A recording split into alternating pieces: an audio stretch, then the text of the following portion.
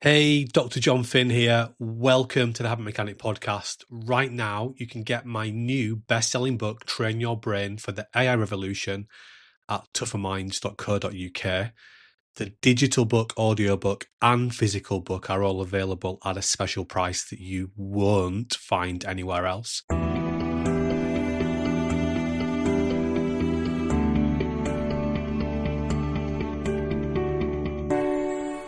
Welcome to a special end of 2016 Tougher Minds podcast where we're looking back on the last year. We're talking about the year ahead and discussing one or two notable features of recent times that have a bearing and a relation to mental performance and well-being and resilience and more besides. I'm joined by Tougher Minds founder and managing director, Dr. Jon Finn, by Tougher Minds head of education, Andrew Foster, and by Professor Jim McKenna, consultant to Tougher Minds, and of course from Leeds Beckett University. Welcome, gentlemen. Great to talk to you. I think we can start then by looking backwards, as it were, looking back at 2016 as we approach the year end. And one of the most recent developments, John, for Tougher Minds, I'll ask you first of all, the release of a new specific website for business, and with it a new approach and some new programs for resilience skills in business. Yeah, we know that managing stress has probably never been more important for businesses. I think it was a big IT company said that they've saved £1 million by just raising awareness about stress management strategies with their employees. And we've been working in that sector for a while now, both with the remit of helping people to manage stress, but also to be more productive. We have more interruptive lives than ever. We increasingly work with clients from the City of London, and we felt that having a specific website that showcased our work within the business context would be very useful. We've been working on that over a number of months, using things that we've developed like our Elite Business Athlete program, our bite-sized resilience programs to show businesses and their employees some simple and practical ideas about how they can get better at managing stress and being more productive. So yeah, we're very excited about that, and already we're actually getting clients from the back of that. So obviously a great need and demand for those services. The website's called resilienskillsforbusiness.co.uk. It's up there now. You can see it, resilienskillsforbusiness.co.uk. John, also you've modified slightly, I believe, the type of courses and services and programs that Tougher Minds offers. Just a quick word about the different options that anyone might have who's interested in working with Tougher Minds. Yeah, we're trying to give people the whole range from big keynote events, so that if they just want to help employees to understand about a certain theme, maybe about their brain a little bit more and how they can change habits and behaviours to be more helpful, we can provide that service, all the way through to much longer term programs, so we can really work with people in an in-depth way, providing both one-to-one sessions and also workshop-based sessions, working through our curriculum, looking at areas like how to boost motivation, how to manage confidence, how to concentrate more effectively, helping people to understand more about their brains and how habits are formed, and really working with them over a period of time that allow new habits to be developed. So yeah, we've got a whole range of new programs for business. Jim, as someone who's worked not only with Tougher Minds but in the area of lifestyle, as it were, how significant do you feel this now is a factor in business and broader society, I suppose? These sorts of challenges and issues. Yeah, we know that resilience is an immense challenge now, because there's so many ways of becoming inattentive and to become overwhelmed. And so what the programs are really all about, resilience is about the speed of your recovery. It's not to stop people getting knocked back, but these are the core skills that help people to get back on track. And I think it's really important that more and more people learn these skills, refine them, and make them very productive in their context. So the skills are generic, but they have to be refined, and that's what they're learning, or what people are learning through these programs. And what benefit might people see in their everyday life, in their daily existence, if they were more resilient and understood how they could engage in this type of mental management, if you want to call it that? Well, one of the things that we see when people are short on resilience skills is they lose large parts of the day by being overwhelmed by whatever the events of the day are. When we see people who've got high resilience skills, they're able to compartmentalise those to see what the essential element is. So the emotional content of that becomes more managed, and they get back on track better. So in a typical working day, if you said it was 8 hours, instead of losing 2 to being bothered and anxious about something, you retain those 2 hours, so you spend more time doing what you want to do.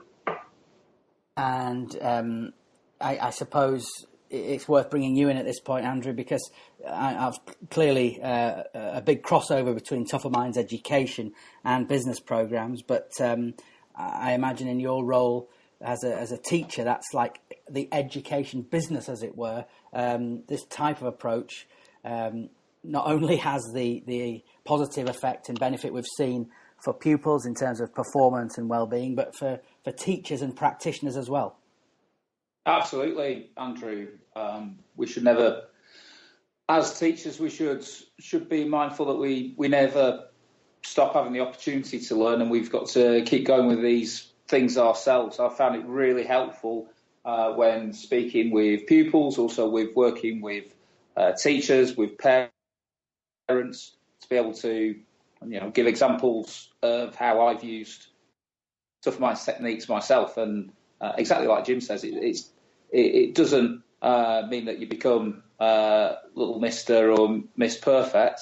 You have to keep persevering, and it's about getting back on the horse that bit quicker and getting that cumulative benefit over the course of the challenges that you're up against. Okay, well, we can expect hopefully people to have a look at that over perhaps the forthcoming holiday period, and by all means send a question in on Twitter if you have any queries about the type of services Tougher Minds offer. At Tougher Minds is where you'll find the consultancy on Twitter, and resilientskillsforbusiness.co.uk is the new website. So please do take a moment to check that out. Other highlights of 2016 for Tougher Minds have clearly been the continuing successful work in education. Most recently, the 12th of December at Greenwich University, you staged another successful event for parents, again for parents of children in 2 age groups, those facing GCSEs and A-levels, and then those around, let's call it the 11 plus age group, who may indeed be facing those type of entrance exams in certain parts of the country and in certain education authorities, and at that age as well, transitioning from a junior school environment to a senior school environment. So tell us a bit about that, John, first of all, if you would, about the event at Greenwich University and how that went. Yes, an opportunity for people, parents and pupils who don't come to schools that run Tougher Minds programs to engage in what we offer. And I think the takeaway in terms of feedback people gave is that they got a lot of simple and practical ideas that they can start to use, both to improve well-being and also secure resilience, but not the be-all and end-all in education, but also to get better exam results as well, which is often what we're trying to target when we're at school. So lots of happy customers and lots of other opportunities, coming off the back of that. Got quite an exciting corporate social responsibility programme coming off the back of that work, which you can't disclose just yet, but it looks like that will be coming off in 2017. So, people see the need for this approach and they recognise that they don't get it as part of a normal school education. So that's really good that, we're able to help so many people with simple and practical ideas, maybe common sense ideas supported by good science, but things that people aren't typically doing as part of their day-to-day lives. And Andrew, you've been part of several of these type of events before also. It must be interesting for you, I suppose, as someone who began their career as a teacher, maybe having less contact with parents, I imagine. I don't know, that might not be right, but this really is a new dimension, a new offer for families, I suppose. Absolutely. Constant refrain that we're getting from parents is it just makes so much sense, and yet we didn't get it in school when we were when we were children. And to be honest, most children are at schools. I'd say pretty much every child who's at a school where Tougher Minds isn't in the school, they're not getting explicitly taught how to manage their confidence, their concentration, and their motivation as a matter of course. So it was brilliant that evening at University of Greenwich and other events that we've done to be able to give these young people who are very keen to do well the opportunity to learn how to manage their concentration, how to manage their motivation and their confidence. Just as no one will tell you those things aren't important, and yet 99% of schools are not explicitly teaching their pupils how to manage them. Well, another successful feature of the year in education for Tougher Minds, of course, has been the successful work that's been ongoing with schools in both the fee-paying and state sector. Most notably, perhaps, St Bede's and St Joseph's Catholic College in Bradford in West Yorkshire, a real flagship project and a successful one at that. That's resulted in some regional publicity as well, and a lot of recognition. Just tell us, for anyone who's not quite familiar with that, again, starting with you, Andrew, the headline remarks from that particular project and that particular piece of work. Yeah, Andrew, the St Bede's and St Joseph programme, it's been really pleasing for everyone involved. We started working with the pupils and the parents and the staff involved in that programme just after January, start this year, and the progress that those pupils made in the time that we saw them was just remarkable. These were people who up to that point weren't perhaps fulfilling their potential at school, and the more that I worked with them, the more that they started to open up and say, hey, there's potential in other areas that they could make more of, and that was a really pleasing thing. Yeah, the exam results, that's the headline, that's going to catch the eye, and they were fantastic. But on top of that, there's all sorts of benefits in terms of how they're just getting on better with their mums and dads, how they're pursuing their sport, making time to see their friends, and putting the Xbox away for a bit of time. Those are real benefits as well, even if they don't fit on a spreadsheet just as easily as the exam results. So it's really pleasing. It fits with our core message of performance is important, but health and happiness are crucial too. Well, sounds like good news for everyone, but bad news for Microsoft. But never mind about that. Microsoft Xbox, of course, if you didn't quite get the reference. But John, the successful work at St Bede's is just one of a number of schools, as I said, and you're now seeing an increased demand and an increased level of inquiry from schools in the state and private sector to work with Tougher Minds, I understand.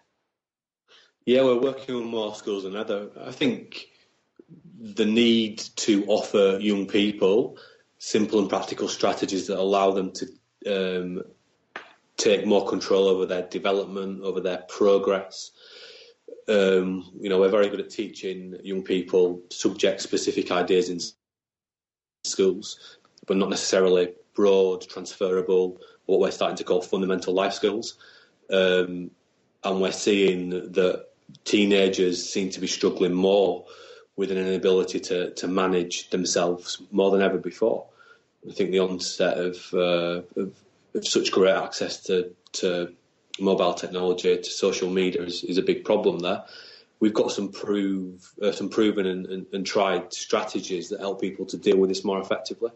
We've got a programme that helps people to boost well-being, to be more resilient, but also actually to get better grades in every subject they're studying. And beyond that, to do better in things outside of school, because the skills they're getting from Tougher Minds are transferable. And more schools are seeing the evidence and being compelled to buy into the programme themselves. Well, it's all been a very busy, successful and very exciting year for you, I'm sure, in the education sphere. And I've no doubt 2017 is set to be equally as busy and as vibrant and as successful for Tougher Minds. So it was great to look back on 2016 in that way, gents. Something that's happened away from specifically Tougher Minds in recent times, but is itself also part of a look back at past events, is, of course, the BBC's Sports Personality of the Year. Used to be called Sports Review in days gone by, I think, but now called Sports Personality of the Year. And this year, 2016, won for the third time by current world number one tennis star Andy Murray, and winner of an Olympic gold medal at the Rio Olympics, and, of course, a Wimbledon winner as well. So a stellar year for Andy Murray, and really the moment at which he reached the world number one status was very significant in British sport and in British tennis, and I think members of the public recognise that, and he won the popular vote. Worth remembering, it's a popular vote nowadays, and won that very coveted title, the Sports Personality of the Year. Second was the triathlete Alistair Brownlee, and third I think we could call him evergreen equestrian rider Nick Skelton. So he had some pretty stiff competition against some fairly compelling candidates, but yeah, Andy Murray prevailed. And I know all of you, John, Jim and Andrew, believe that Andy Murray is quite a fitting and appropriate example to cite in the context of when people are thinking about resilience and self-improvement and developing their own well-being and their own mental management, if you like. That Andy Murray's story is something people can learn a lot from. I wonder if Jim, you could start us off by giving us your impressions of what you can take from Andy Murray's rise to this exalted position now. Well, one of the most important things to take from that story is how long it takes to rise to the top. He's persisted with setbacks, not winning, not fulfilling potential as people might have it. He's made good changes in and around himself in terms of who's helping him off court. I think he's responded extremely well to the emotional demands. When he's got close to winning, he's become much more in control of his emotional regulation, both on court and off court. He doesn't break down crying all the time anymore when he gives an interview after. And I think there's a very substantial thing that's gone on in his life beyond the tennis, is that he's become a dad. And that's a very important, it gives people a strong sense of purpose when you buy in on things like that. And he can see a bigger meaning.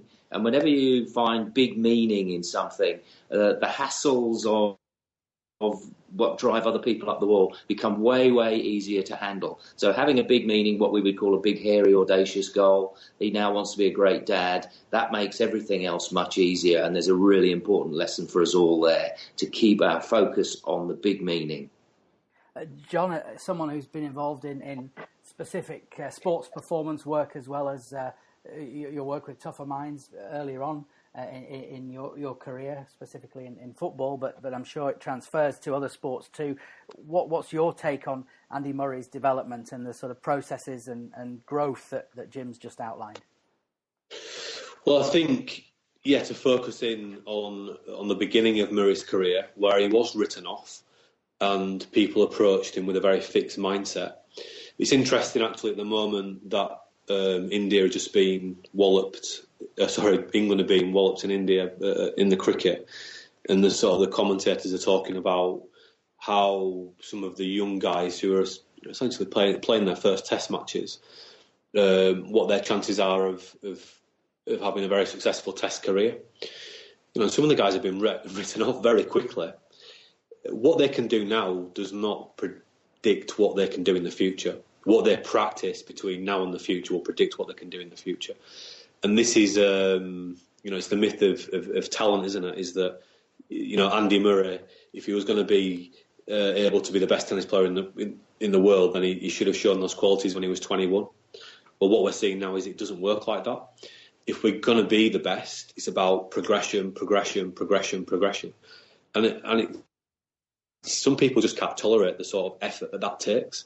Whereas, Murray has risen above that quite dramatically because it's very hard to do. And it wasn't just one area of his game that he had to develop in order to secure becoming the best tennis player in the world in an era where there are some, possibly it's the most competitive area to be the best tennis player in the world. There are a number of different areas, both physiologically and psychologically. And again, there's a notion that you just can't learn how to be mentally tough. Well, Murray's showing that you can. And in fact, Eddie Jones is blowing that trumpet at the moment as well, the England coach, and talking about how he's making the England rugby union team mentally tough. I think it's just a fantastic story. Dweck talks about the growth mindset, fixed mindset, and we have a real life example here in Andy Murray. And it's a great message for young people. What you can do now does not predict what you can do in the future. How you practice and what you practice in between now and the future will predict what you can do in the future. So very interesting. And Andrew, as not only someone who works with Tougher Minds, but also still in a teaching role, and specifically in a sports coaching role with school pupils, I understand you've also had an opportunity to try to really practically implement that kind of approach in a sporting context. That's absolutely right, Andrew. With the rugby teams that I've coached, it became pretty clear that what those players are thinking is as important as what they are doing. In fact, it has a massive impact on what they're doing. So that ability to regulate their emotions, to harness them when they're useful, and to respond when they're not is absolutely key. I thought it was interesting that Andy Murray mentioned when he was accepting the award that now that he's a dad, he goes home after a defeat and it doesn't seem like the biggest thing in the world anymore, and that he thinks that's been beneficial. That's interesting because it's certainly something that we had to instill into the players, the habit of not allowing themselves to be overwhelmed by setbacks, thinking, right, what's positive, how can we take things forward? So yeah, a big life-changing event like parenthood can have a positive impact, but what I've seen is that you can explicitly teach young people how to manage themselves and reduce the impact of these setbacks upon them, allow them to be more successful, first of all, on the sports field, which is great in itself, but then they can transfer that to other aspects of their life too, and that's really pleasing. I just wondered, John, to close off this little segment about Andy Murray, would you bestow on him a Tougher Minds title, if you like, a Tougher Minds award as the not world number one tennis player, but world number one at practice and preparation and dedication, something like that? I think Djokovic is not bad either, and we'll see what happens in his career going forwards. And Nadal, I think maybe his body's let him down a little bit, but I think all those guys at the top, they've got these skills. They might have different names and titles for them, but they've learned how to manage themselves and regulate themselves. And I think they've typically found a personal coach that's allowed them to do that. What we're offering is a framework that works across contexts, across ability groups. An insight into these areas that Murray's been able to conquer for the moment, and Djokovic certainly been able to conquer previously, that everybody can use. So yeah, I certainly think he deserves some award. I don't know if I'd give it all to him just yet. We'll see where he's at this time next year, but yeah, he's done well. Very good, very interesting stuff. Well, a key component, anyone who's been listening to the first 25 minutes or so of this podcast, something we've mentioned with great regularity is the word well-being, and I want to come on now to talk about that in greater detail, because it does seem to be growing in prominence, more people recognising its power, its importance, its relevance in modern society. And again, it's a key component of Tougher Minds programs in education and in business. And Jon, if you would just give us an overview of how Tougher Minds sets out its understanding and its reference when it comes to well-being. Well, we're beginning by the first thing we're asking people to do is get their sleep, their diet, their exercise right. We know that all three of those things contribute to better function in the hippocampal area of the brain, which is responsible for producing new brain cells. New brain cells seems to be pretty vital for lots of important things that we do. Maybe surprisingly, they're very important for managing stress, because maybe if you have a challenging situation you're facing, and you have lots of new brain cells to manage that challenge, you can think about the challenging situation in quite a flexible way.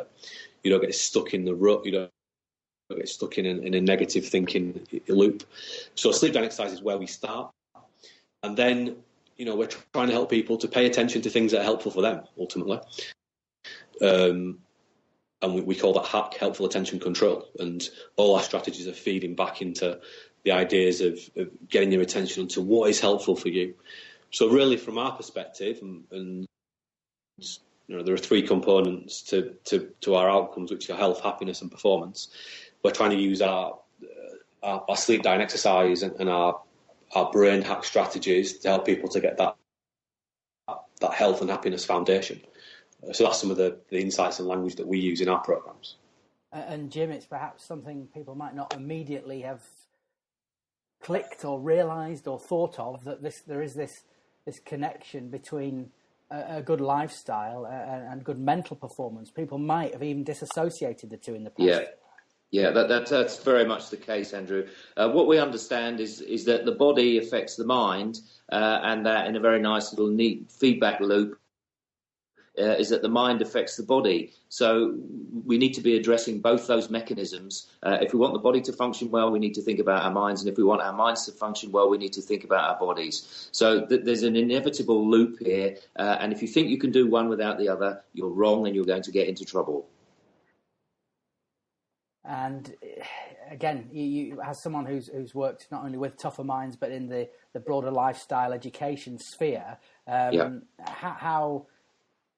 how easy is it for people to make small changes and do practical things which deliver results for them in this area, would you say? Yeah, I think you've really hit the nail on the head there, Andrew, with easy and small, because those are things we can sustain. The challenges in behaviour change when we try to do something big is it's so easy to be overwhelmed by the scale of what we're trying to do. So if you start with small and stay with small and keep doing those things, you're starting to get a real understanding of how you're rewiring your own brain, and that's building from ordinary behaviour into routines, and those routines then have a chance of becoming habits, which makes them reasonably easy to do. It doesn't cost you very much to do those sorts of things, and that's what we're looking for all the time. How can you make something you want to have happen but doesn't? How can you make that easier to do so it becomes what you do routinely? So an example we would have with students, as an example, or pupils, is how can you study more? How can you read more in a day? Well, don't try and do 2 hours in one go. Build it up over 10-minute blocks. So that's a nice, simple, easy kind of way of dealing with things. And we're looking at those kind of strategies all the time so that people can satisfy their own needs. And that makes them really good self-coaches. And that's where we're heading. And Andrew, Jim's alluded there to a very practical method of delivery, or a practical routine people can implement in an education context. And again, obviously working with Jon in the first early stages of developing Tougher Minds program at College School, where you were head of GCSE performance. You've seen that type of effect. You've seen the type of effect that type of change can have, I'm sure.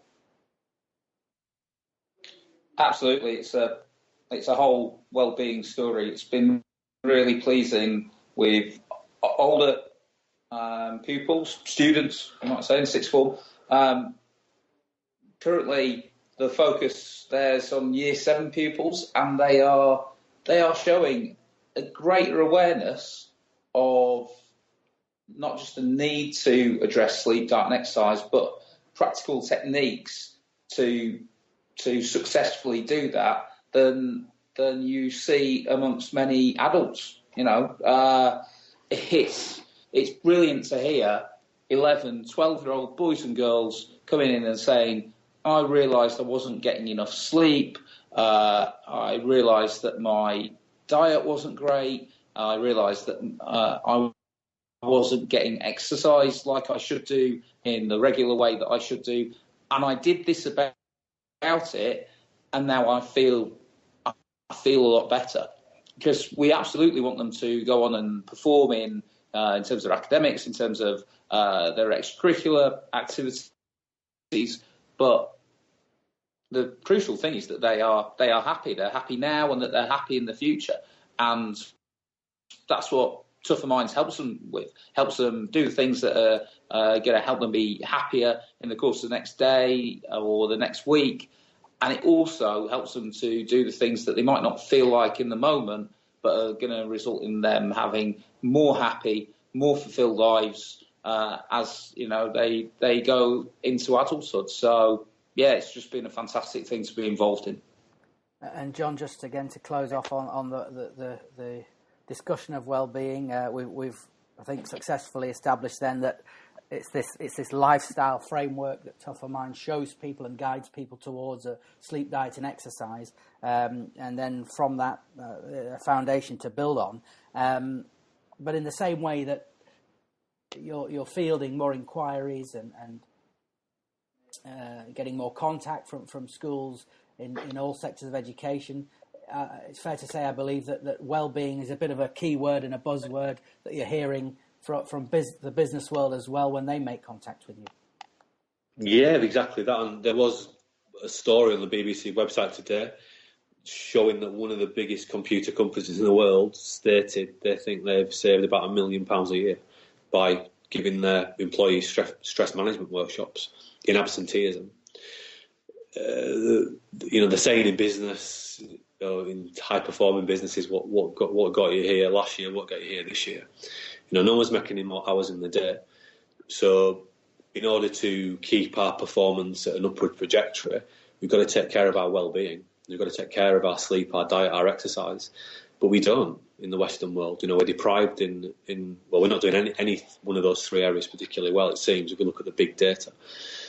So, yeah, definitely a big need. And I think that if we call it stress management, that's also problematic as well. And what businesses really like about Tougher Minds is Tougher Minds, the term, but also, resilience and resilience training. And I think, it's very of the time, this idea. And I can only see more people buying into the idea of needing to do this because they see the benefits of their colleagues. And people see benefits of this very quickly. Within an hour and a half session, they'll come back the week after and tell you, "Yep, I just tried this thing and it just made so much of an impact on my working day." Also, outside of the work context, Andrew, but connected to work, is family life. And again, what businesses see is their middle managers who are getting more and more responsibility in the workplace. They're also the age where their families are extending. So essentially, your middle management is getting squeezed in the business sector, certainly in places like the city. So again, these skills are needed more than ever, and especially if we look at the teenage story around well-being and stress management, that seems to be very problematic at the moment. So if you're a parent and also a middle manager, you've got all the pressures from home. And the problem that your children might be facing, then also you've got that in the work with the people that you're managing and what their families might be facing, and you are literally getting squeezed. So you need some simple and practical skills to help you to manage, through these difficulties. And we have a very compelling solution. Yes, well, a reminder that you can see details of all Tougher Minds' work and its programmes on the 3 websites that are now live. tougherminds.co.uk is the main website. Then there is the specific resilience skills websites for families and business. resilienskillsforfamilies.co.uk and resilienskillsforbusiness.co.uk, two distinct separate websites there, very much worth checking out and having a look at to get a broad idea and make contact with Tougher Minds. You can also, of course, follow Tougher Minds on Twitter, just very simply at Tougher Minds is the Twitter handle. Well, to conclude the podcast, gentlemen, we're going to ask you to help people look ahead to 2017 as we approach the end of the year. You just mentioned, John, what got you here. This year won't do the same next year, so let's try and help people. I wonder if we could ask you to provide one tip for people, one tip each perhaps, or maybe you have more than one. If you do, great. So tips then for people that they can perhaps put into action or prepare or start to think about over the holiday break, the Christmas holiday break that's coming for many people, and how they can get themselves ready to be better in 2017, whatever they do. And let's kick things off with you, Jim. I think the one recommendation I would offer is for people to focus on the successes that they've had rather than recording failure. It's very easy to remember that on January the 1st you didn't go to the gym, but actually it'd be far better that if you said, I went for a walk 10 minutes in the morning, well done, record that, and then have a walk in the afternoon, another 10 minutes, record that. And it doesn't matter that you didn't go to the gym. It's focus on what you've done well, and the more days you do that, the better it is, and don't worry about the failures. Keep going back to what you can be successful at. So perhaps over if you've got some slack time, then over the Christmas period, look back at 2016 and think what you've done well. Absolutely, yeah. We thrive off reward. That's what's really important. And the more we focus on what we're no good at, the worse it gets for us. We get into a downward spiral. What we're trying to do is build upward spirals for ourselves. It's our responsibility to be our personal best. And sometimes circumstances aren't that great, but we can still do something. So even if it is just 5-minute blocks of walking, that still counts. John, what would your tip or tips be for people? Well, I'm going to build on Jim's point, and I think that reflecting back into 2016 and just writing down 3 things that you did really well that you might not have noticed otherwise, but if you're committed to paper, you're really making your brain pay attention to it. So yeah, it's an extension of Jim's point, but think about the things that you've done well over 2016, even if the outcomes haven't been what you wanted. Reflect on the effort you've put in as well. But write some things down, otherwise your 8 brain will dominate your thinking. And perhaps maybe I know you have spoken extensively in the past about the Tougher Minds performance planner in various contexts, and that in some ways is a far more sophisticated version of this kind of self-watching that you've described. But is it perhaps worth also considering something that you might want to work on to improve? Is that a component of that? Could that be an accompaniment to positively weighted reflection, as you call it? Yeah, if you can get 3 things that have gone well, then you can write down something to work on. If you can't think of anything that's gone well, then don't write down something you want to improve on. Otherwise, you might overwhelm yourself. But yeah, 3-1 is a good ratio.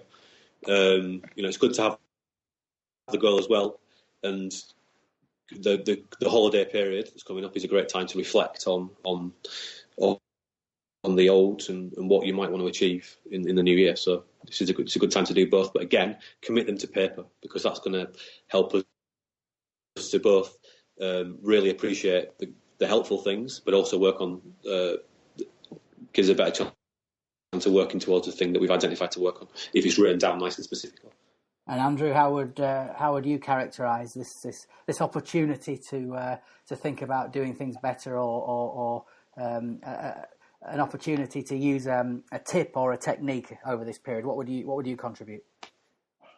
I suppose one of the most important things I've learned through working with Tougher Minds, being the head of education for Tougher Minds, is we need to think about habit, because that's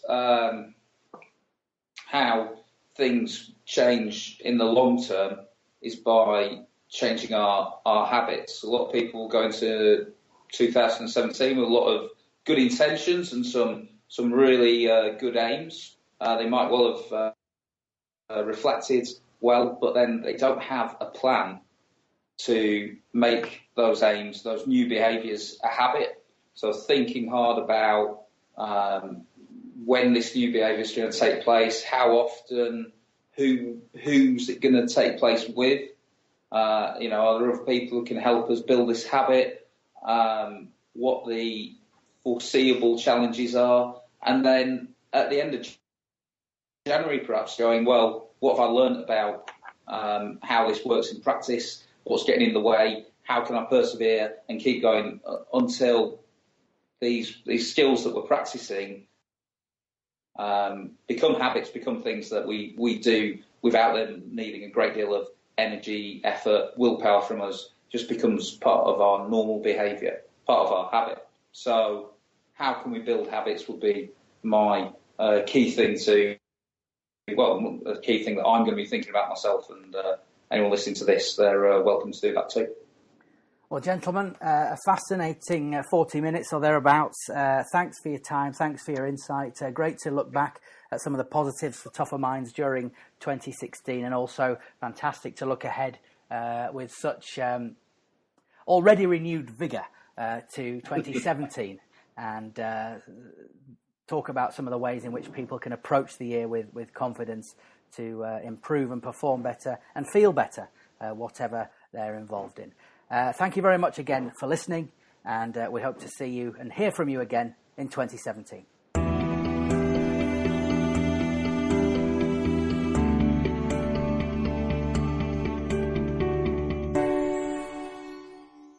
Thanks for listening to the Habit Mechanic podcast. If you liked it, please subscribe and tell someone else about one of the ideas or insights that you found most interesting.